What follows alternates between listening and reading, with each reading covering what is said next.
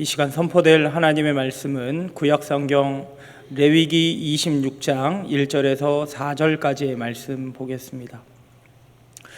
레위기 26장 1절에서 4절까지의 말씀입니다.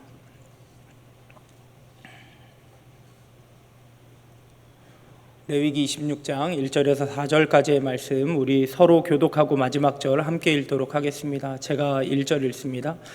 너희는 자기를 위하여 우상을 만들지 말지니 조각한 것이나 주상을 세우지 말며 너희 땅에 조각한 석상을 세우고 그에게 경배하지 말라. 나는 너희의 하나님 여호와임이니라.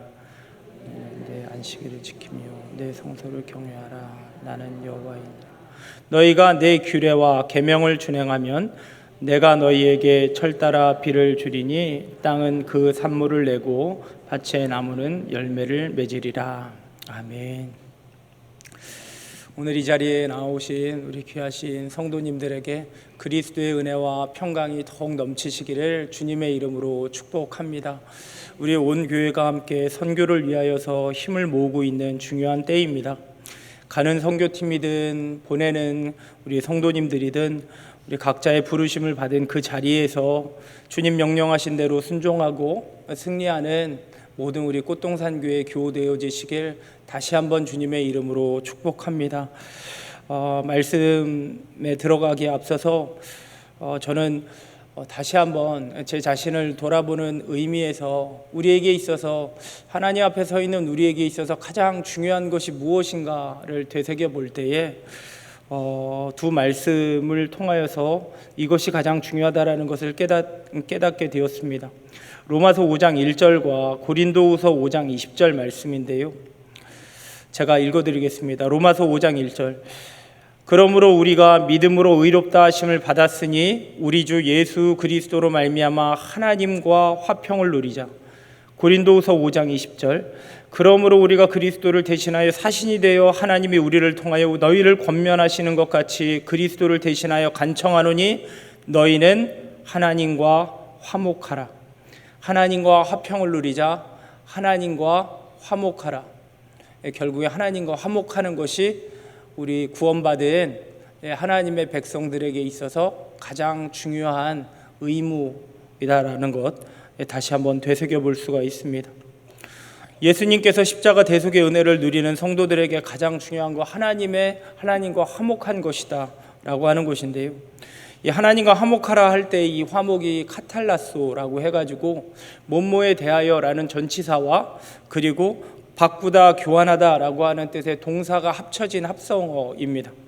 그러니까 다시 말하여서 이게 본래 상업적인 용어로서 동전과 동일한 가치의 다른 물건과 맞바꾸는 것, 서로 동등한 위치 가운데서 서로의 필요를 따라서 서로의 동의에 의하여서 서로 교환하는 것, 이게 바로 그 화목이라고 하는 당시의 상업 용어라고 이렇게 얘기를 하고 있는데요.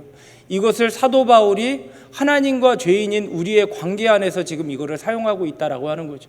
어떻게 동등한 위치에서 서로 맞바꿀 수 있는가 생각해 볼 때 하나님은 전능하시고 정말 무한하신 아버지 하나님이시고 우리는 죄인이고 죽을 수밖에 없는 그러한 자들인데도 불구하고 죽었던 자들임에도 불구하고 어떻게 동등한 위치에서 서로 맞바꿀 수 있냐는 얘기죠. 어떻게 화목할 수 있느냐는 얘기입니까? 가능하지 않은 얘기입니다. 그런데 이 불가능을 가능케 해준 것이 무엇이냐? 예수 그리스도의 대속적인 죽음 때문이었다라고 하는 거죠.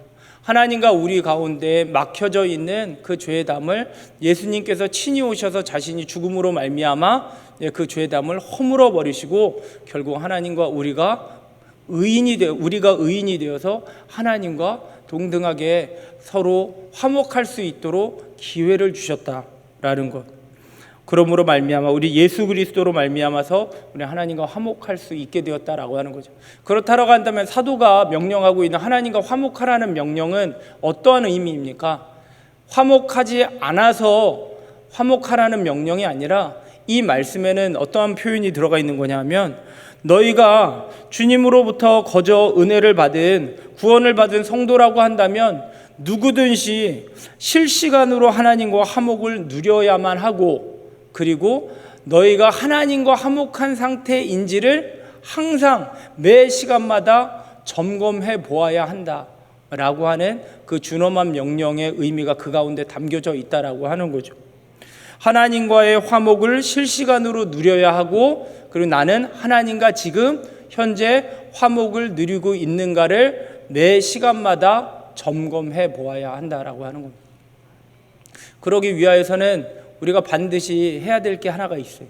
내 마음 가운데에 그리스도의 십자가가 굳건히 서 있는가, 이거를 점검해 봐야죠. 저 마음의 구석탱이에 그 가운데에서 쓰레기처럼 버려져 있는 거 아닌가. 내가 생각하고 내가 만족하는 것을 위해서 막 하다가 교회에 와서 딱 한 번 꺼내드는 거, 그게 십자가, 그게 구속의 은혜, 그런 것 아닌가. 그렇게 살아서는 절대 안 된다는 것이 이 사도의 이 명령을 통해서 우리가 상고할 수 있다라고 하는 거죠. 자, 그렇다라고 한다면 우리가 하나님과 화목을 이루기 위하여서 중요한 것이 세 가지가 있는데, 그 세 가지 요소, 이 제목에도 나와 있습니다. 예배와 거룩과 순종에 대하여서 먼저 살펴보면서 나아가도록 하겠습니다. 예배와 거룩 그리고 순종, 이 세 가지의 주제가 사실 오늘 본문 가운데에서도 있지만 전반적인 레위기 전반에 걸쳐져 있는 대주제이기도 합니다. 오늘 본문 이 말씀 가지고 여기에 나와 있는 이 중요한 주제들을 살펴보면서 하나님과의 화목의 관계에는 이상이 없는지를 점검해보고 하나님과 나와의 그 관계의 친밀함을 더욱 견고하게 다지는 그러한 은혜의 시간 되어지시길 주님의 이름으로 축복합니다. 첫 번째 주제, 예배입니다. 1절과 2절 같이 읽어보도록 하겠습니다. 시작. 너희는 자기를 위하여 우상을 만들지 말지니 조각한 것이나 주상을 세우지 말며 너희 땅에 조각한 석상을 세우고 그에게 경배하지 말라. 나는 너희의 하나님 여호와임이니라. 너희는 내 안식일을 지키며 내 성소를 경외하라. 나는 여호와이니라. 아멘. 너를 위하여 새긴 우상을 만들지 말라. 10계명 중에 제2계명이 떠오르는 부분입니다. 본문 말씀, 헛된 것을 경배하지 말고 오직 누구만을 경배해야 한다라고 얘기합니까? 너희의 하나님 여호와만을 경배해야 한다라고 주님께서 분명코 이렇게 말씀해 주시고 계십니다. 그런데 하나님을 경배하는 그 모습을 두 가지로 지금 2절에서 설명하고 있는데, 그것이 뭐냐면 첫 번째가 내 안식일을 지키는 것이고, 두 번째가 내 성소를 경외하는 것입니다. 내 안식일을 지키고, 여호와의 안식일을 지키는 것이고, 두 번째 여호와의 성소를 경외하는 것, 이게 하나님을 경배하는 자의 모습이다라고 이렇게 지금 레위기 기자가 우리에게 말씀해 주시고 계시는 거죠. 오늘날로 따지면 주일 성수와 성전 중심의 신앙이 매우 중요하다라고 하는 겁니다. 다시 말해서 구별된 날에 구별된 장소에서 하나님을 경배하라라고 하는 것을 우리들에게 잘 얘기해 줍니다. 내 안식일을 지키라, 거룩하게 그 안식일을 지켜내는 것, 우리는 4계명을 통하여서도 너무나도 잘 알고 있습니다. 그런데 두 번째, 내 성소를 경외하라라고 하는 이 말씀이 조금 의아하실 수도 있을 것 같아요. 교회를 경외하라는 말씀인가? 그 말씀이 아니죠. 이 레위기의 모든 규례가 이게 규정이 되어지는 그때에 지금 아직 이스라엘 백성들은 지금 가나안 땅 정복이 하지 않은 상태이죠. 지금 하나님께서는 그 가나안의 현재 저들의 영적 상태에 대해서 여러 번 경고해 주셨거든요. 그런데 그 당시에 레위가 아니고 가나안 족속들은 각 지역마다 자신의 편의대로 자신들을 위하여서 온갖 우상들을 자신의 편리한 그 장소에서 자신들이 그것을 섬겼다라고 하는 거죠. 그런데 그것에 반하여서 지금 이스라엘 백성들, 광야 한가운데에 있는 그 이스라엘 백성들에게는 하나님께서 뭐라고 말씀하시느냐라고 한다면, 너희는 내 성소에서 경외해야 한다. 모든 12지파의 가운데에 있는 단 하나밖에 없는 유일한 하나님이 거하시는 그 성전으로 나와서, 그 성막으로 나와서 너희는 반드시 여기에서 경배해야 돼 라는 것을 말씀해 주시고자 주의 성소를 경외한다 라는 표현으로 두렵고 떨리는 마음으로 그 주님께서 지정하여 주신 구별된 장소로 나와서 예배해야만 한다라는 그것을 강조해 주시고 계시는 내용이다 라고 하는 거죠. 우리가 잘 알듯이 성소는 하나님의 거룩한 임재를 나타내고 있는 그런 상징적인 장소입니다. 따라서 안식일 규례와 성소의 규례를 지키는 것은 무엇보다도 나의 하나님께서 이스라엘 백성의 주인 되어 주심을, 그것을 인정하는 것이고, 그것을 고백하는 것이고, 그것이 곧 여호와를 경배하는 그러한 삶이다라는 것을 나타내는 것이죠. 사랑하는 성도 여러분, 주님께서 구별하여 주신 주일을 거룩하게 지켜내는 것, 하나님을 경배하는 자의 모습입니다. 그리고 하나님께서 지정하여 주신 하나님의 임재를 상징하는 교회로 나와서 하나님 앞에 모든 성도들이 함께 모여 한 마음으로 한 분이신 하나님을 그리고 예배하는 것, 이거는 그 무엇보다도 참으로 중요한 성도들이 반드시 해야 될 의무입니다. 주일 성수와 성전 중심의 신앙생활에 있어서 정말 중요한 요소, 빠질 수 없는 게 바로 이 예배라고 하는 것이죠. 하나님과 화목하기 위한 아주 중요한 예배입니다. 1절 하반절 말씀을 다시 한 번만 보겠습니다. 1절 하반절에 이렇게 되어 있죠. 그에게 경배하지 말라. 우상 얘기하고 있는 거죠. 그에게 경배하지 말라. 나는 너희의 하나님 여호와임이니라. 오직 하나님 여호와만이 너희의 경배의 대상이다, 예배의 대상이다 라고 하는 것을 말씀해 주시고 계십니다. 예배에서 가장 중요한 것은 누구를 위한 예배고 누구를 향한 예배인가, 이것이 가장 중요합니다. 레위기에 보면 첫 장에서부터 하나님과 백성과의 만남의 절차로서 5가지의 제사를 이렇게 제정해 주시죠. 첫 번째, 번제는 하나님께 생명을 바친다라는 의무로서 그러한 마음으로 드려지는 것이 바로 번제입니다. 자신의 생명을 드리는 마음으로 하나님께 소와 양과 염소와 비둘기를 하나님 앞에 드리는 것입니다. 하나님, 그 소중한 생명을 죽이시면서까지 그 백성과의 관계를 유지하고 싶어 하시는 그 하나님의 그러한 간절함이 이 번제에 담겨져 있다라고 하는 거죠. 이것은 후에 자신이 이 땅에 생명을 버려가면서까지 우리를 살리신 예수 그리스도의 완전한 제사로 연결되어지는 것, 우리는 잘 알 수 있습니다. 또한 두 번째 제사, 소제이죠. 곡식을 바친다라고 하는 의미입니다. 여기에는 앞에서는 번제는 생명을 바치는 거지만 지금 여기서는 재산을 바치는 것을 얘기합니다.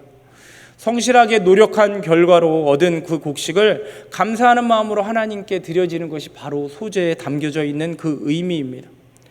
이스라엘 백성은 노동의 아름다운 결실을 기쁨으로 하나님 앞에 바칠 수가 있었습니다.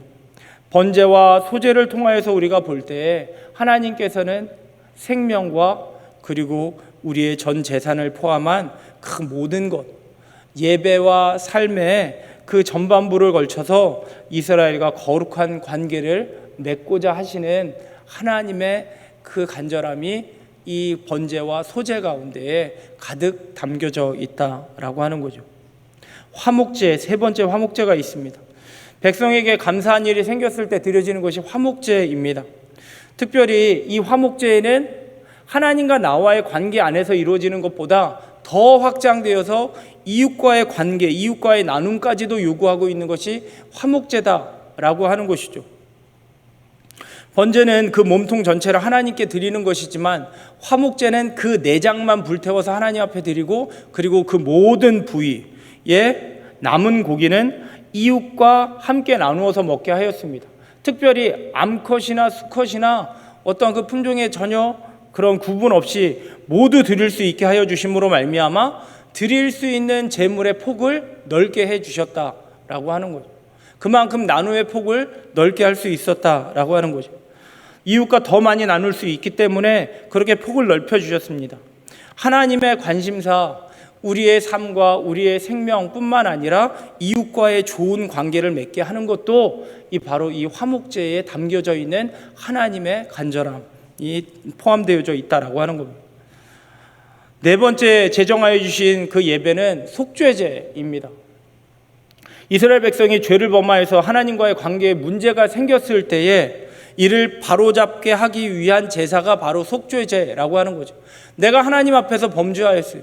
그러면 그 범죄로 말미암아서 하나님 앞에 가까이 나아갈 수 있는 기회를 하나님께서 법으로 제정해서 우리에게 허락하여 주신 것이 바로 이 속죄제라고 하는 겁니다.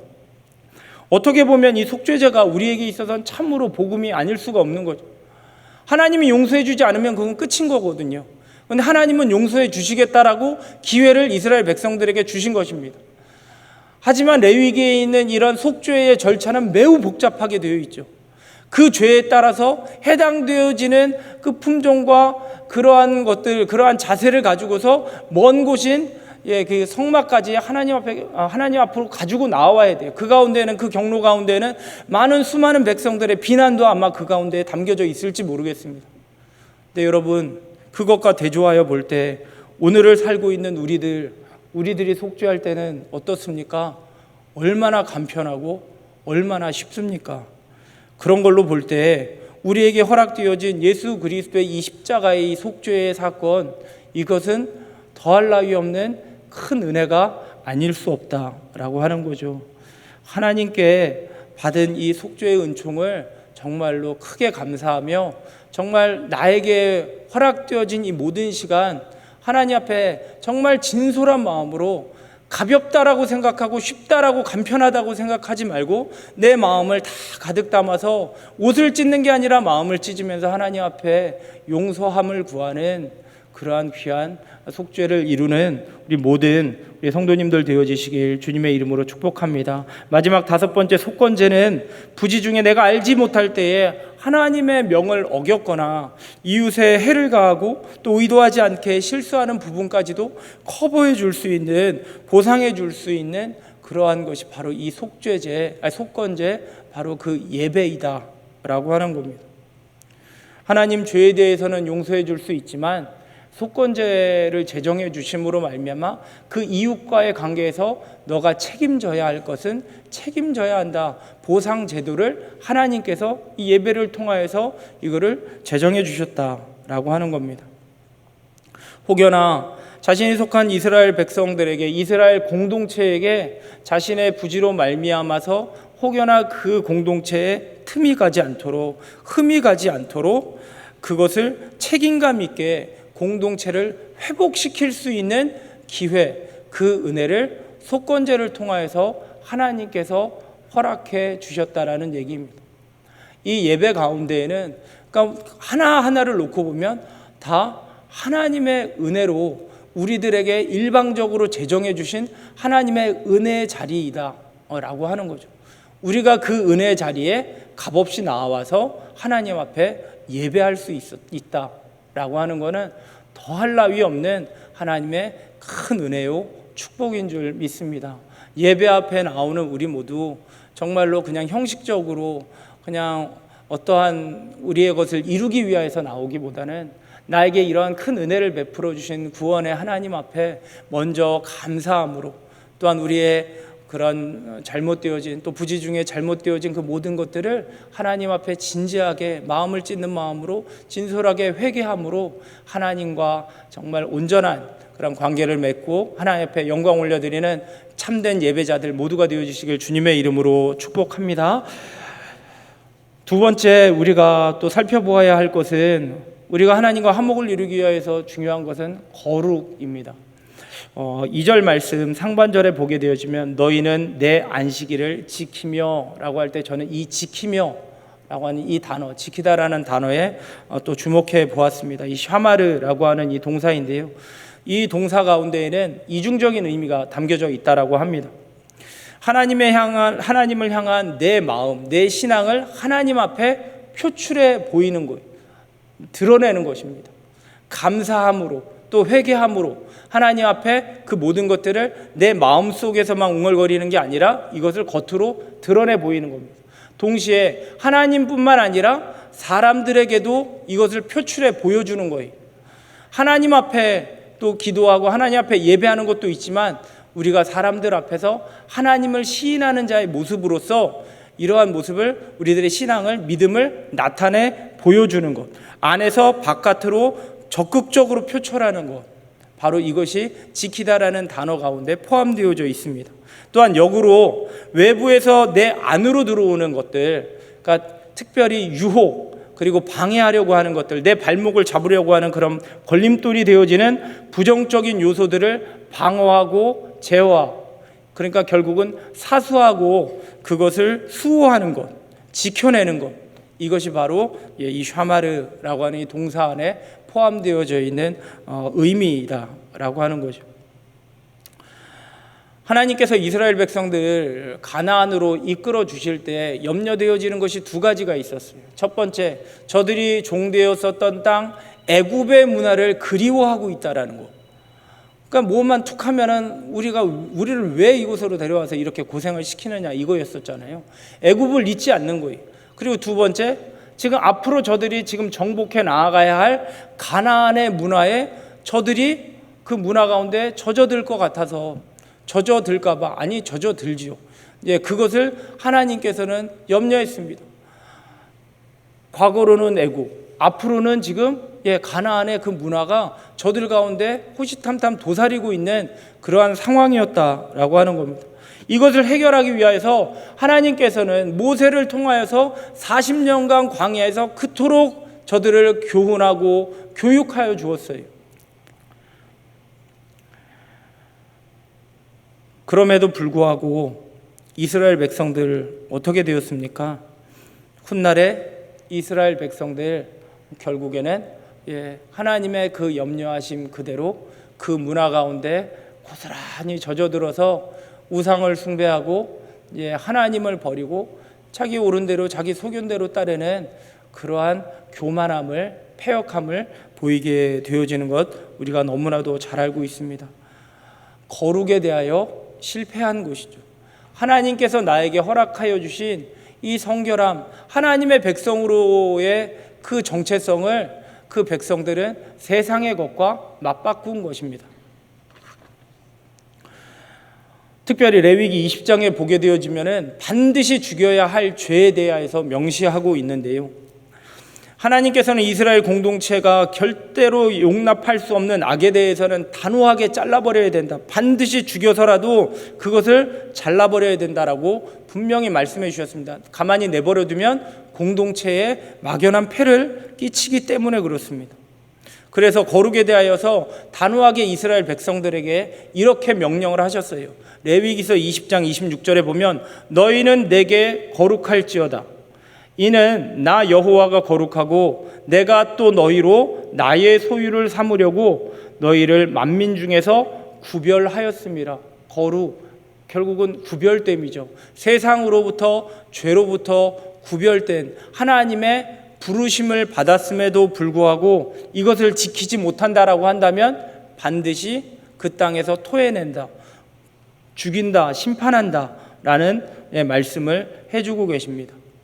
거룩은 하나님과의 관계를 맺고 있는 모든 백성에게 주어진 사명입니다. 처음에 대제사장직이 제정되고 그 의복이 제정되었을 때 하나님께서 이러한 명령을 해주셨어요. 순금으로 만든 패, 출애굽기 28장 26절에 36절에 이런 말씀이 있습니다. 너는 또 순금으로 패를 만들어 도장으로 새기는 법으로 그 위에 새기되 여호와께 성결이라고 하고 라고 이렇게 말씀해 주셨어요. 대제사장이 취하여야 할 복장 중에 관을 머리에 쓰게 되어 있는데 그 관의 중심에 청색 실로 해서 그 패를 중앙에다 놓게 합니다. 그리고 그 패에다가 도장 새기듯이 거기에 글씨를 쓰게 되어 있는데 그 글씨가 한국말로 얘기하면 여호와께 성결이라고 하는 거죠. 코데시 라이화라고 이렇게 얘기합니다. 성결이라고 하는 이 원어적인 의미, 이 코데시의 의미가 세 가지가 있다고 해요. 첫 번째는 구별되는 것. 앞에서도 얘기했지만 세상과 제약으로부터 구별하는 것. 두 번째 의미, 바치는 거죠. 자신의 삶과 생명이 하나님의 것임을, 소유함을 고백하는 거예요. 만약에 그것이 지켜지지 않는다라고 한다면 내가 세상의 소유인 것처럼 사면 내 죽음도 불사하겠다라는 그런 의미입니다. 그리고 세 번째, 그러기 위해서 우리는 깨끗함으로 살아가야 한다.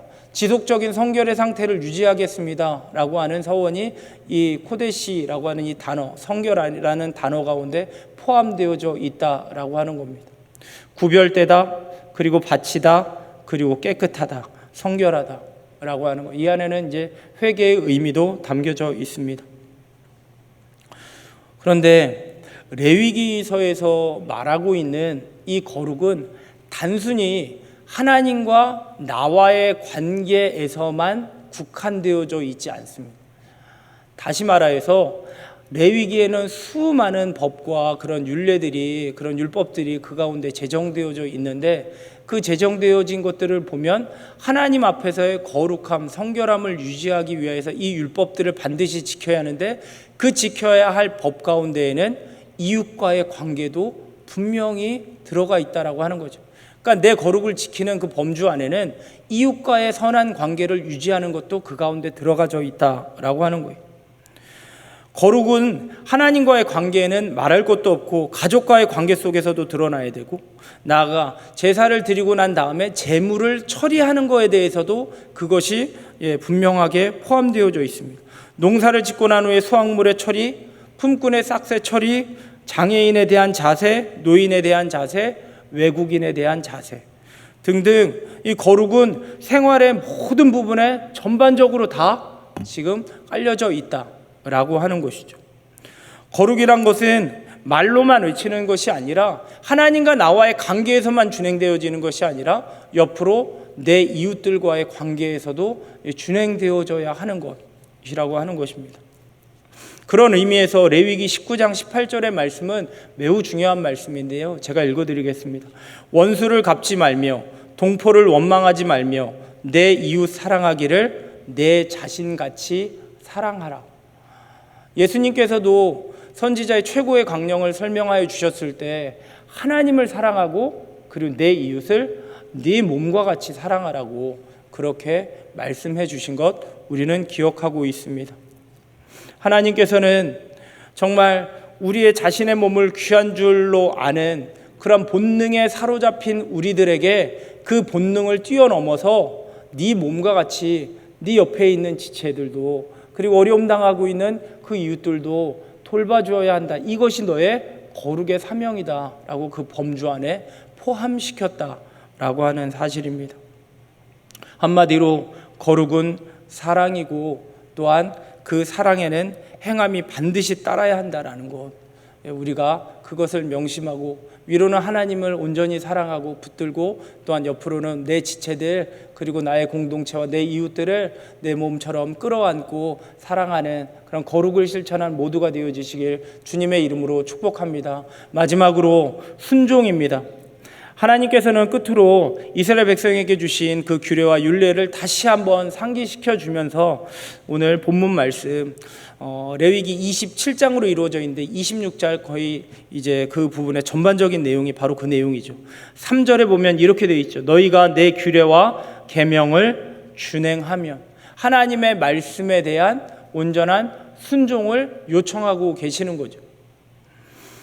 너희가 준행하며 살 때, 그리고 그러지 않을 때, 불순종할 때에는 이와 같은 결과가 있을 거야 라는 것을 두 가지로 나누어서 이 26장이 그렇게 이루어져 있다는 것을 우리는 알 수가 있습니다.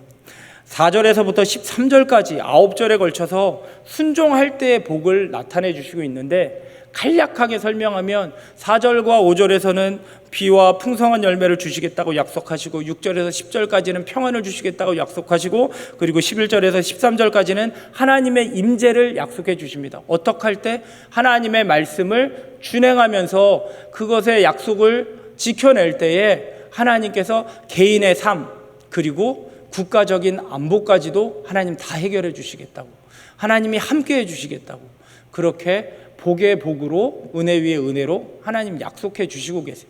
그런데 불순종에 대한 저주에 대한 내용이 순종에 대한 축복의 내용보다 무려 3배나 많다는 것. 이건 뭘 얘기하고 있습니까?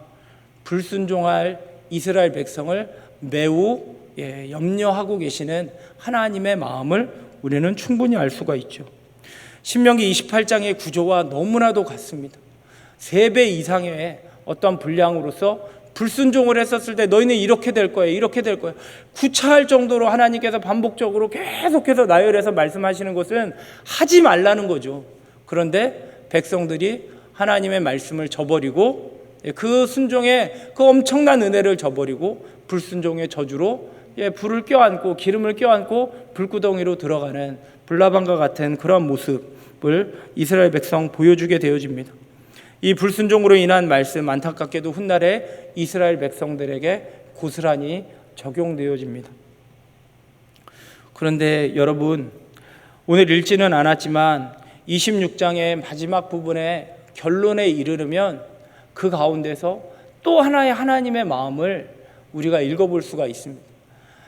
다시 말해서 불순종에 대한 저주에 대해서 끊임없이 말씀을 하고 계시다가 마지막에 가서 이상한 결론을 내리시는 거예요. 레위기서 26장 44절 말씀 보게 되어지면 이렇게 되어져 있어요. 그런즉 그들이 그들의 원수의 땅에 있을 때, 그들이 저주받아서 땅으로 갔을 때 내가 그들을 내버리지 아니하며 미워하지 아니하며 아주 멸하지 아니하고 그들과 맺은 내 언약을 폐하지 아니하리니 나는 여호와 그들의 하나님이 됨이라. 단지 내가 너희를 불렀고 내가 너희를 구별하여서 내가 소유하였기 때문에 너희가 아무리 패역하고 너희가 내 언약과 규율을 범하고 그 심판으로 말미암아 저 원수의 땅에 거한다 할지라도 나는 끝까지 야곱과 이삭과 아브라함의 언약을 나는 잊지 않고 지킬 것이고 반드시 너희에게 복을 내려줄 것이다 라고 하나님께서 그렇게 말씀해 주셨다라고 하는 거죠. 사랑하는 성도 여러분, 어떻게 보면 레위기는 너무나도 딱딱하죠. 율법으로 가득 차 있는 것 같습니다. 근데 어느 신학자가 얘기했듯이 레위기는 하나님의 백성을 향한 하나님의 러브레터라고. 왜냐하면 그 가운데에 하나님의 율법이 되어 있지만 그 안에는 하나님의 간절한 마음, 하나님의 긍휼의 마음, 사랑의 마음이 그 가운데 가득하게 담겨져 있기 때문에 그렇습니다. 레위기는 율법의 순종과 불순종의 여부를 초월하는 하나님의 강권적인 사랑이 그 가운데 고스란히 녹아져 있습니다. 레위기는 백성을 향한 하나님의 사랑의 편지이다. 여러분, 우리가 예배하면은 우리가 서비스라고 해서 섬긴다. 그러면은 우리가 어떻게 생각할 수 있습니까? 우리가 하나님을 섬기는 모습으로 나아간다라고 이렇게 얘기할 수 있죠. 그런데 독일어에서는 섬김의 방향을 정확하게 우리들에게 얘기해 주고 있습니다. 고테스딘스트, 주님의 섬김, 하나님의 섬김. 예배하러 나오는 자, 진지하게 하나님 앞에 예배하고 하나님의 거룩함을 지키고 하나님 앞에서 정말로 우리가 순종함으로 나아가는 그 모든 백성들에게 하나님은 예배를 통하여 어루만져 주시고 회복시켜 주시는 그 하나님의 섬김이 예배 가운데 녹아져 있다라고 분명히 우리들에게 말씀해 주시고 계십니다. 송명희 시인이 작사한 그래도라는 찬양이 있습니다. 가사만 읽어드리겠습니다.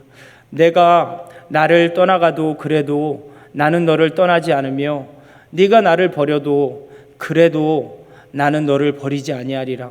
네가 나를 사랑하지 않아도 그래도 나는 너를 사랑하며 내가 지은 죄 많으나 그래도 나는 너를 용서하리라. 네가 천하고 미련하나 그래도 나는 너를 받으리라. 네가 천하고 미련하나 나는 너를 받으리라.